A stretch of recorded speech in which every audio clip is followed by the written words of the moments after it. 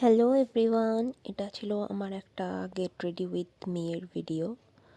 এই যে সবার ফার্স্ট আমি রেডি হয়ে ঝটপট ফেসটা ভালো করে ক্লিন করেই একটা কিউকাম্বার টোনার আমি ইউজ করে ফেসটা ভালো করে ড্রাই করে নিয়ে একটা সিরাম অ্যাপ্লাই করছিলাম। সিরামটা হচ্ছে গিওরদানি গোল্ডেরই একটা সিরামটা জাস্ট ওয়াও। তারপরে এই আমি একটা ডে ক্রিম, অ্যাকচুয়ালি খুব তাড়াতাড়ি রেডি হচ্ছিলাম, তো এই ডে ক্রিমটা বেসিক্যালি আমার মায়ের, তো কিছু খুঁজে না পেয়ে আমি ওটাই ভালো করে ইউজ করে নিলাম। করে নিয়ে এটা তো এখন আমার মোস্ট ফেভারিট ফাউন্ডেশন, এটাও গিওরদানি গোল্ডেরই একটি ফাউন্ডেশন। সেটা ইউজ করে নিয়ে ভালো করে মোটামুটি তাড়াতাড়ি করে একটু অ্যাপ্লাই করেই আমি অ্যাকচুয়ালি শ্যুটের জন্যই তো যাচ্ছিলাম, তো ওই জন্য তাড়াতাড়ি করেই রেডি হচ্ছিলাম।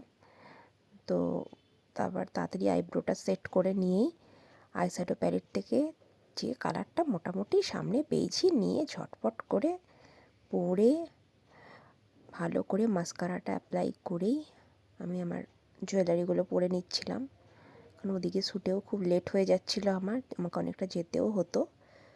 কোথায় গেছি সেটা পরে দেখাচ্ছি, ভিডিওর লাস্টের দিকে আছে ক্লিপসগুলো অ্যাড করা। এই আমার ফাইনাল লুক। তারপর আমরা বেরিয়ে গেছিলাম।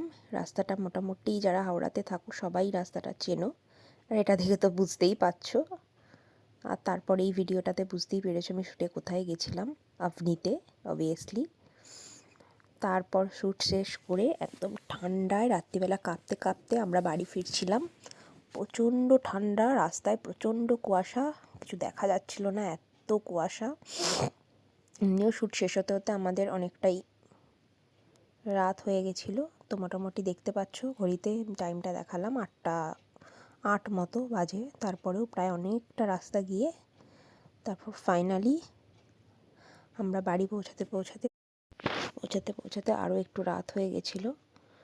দেখা হচ্ছে নেক্সট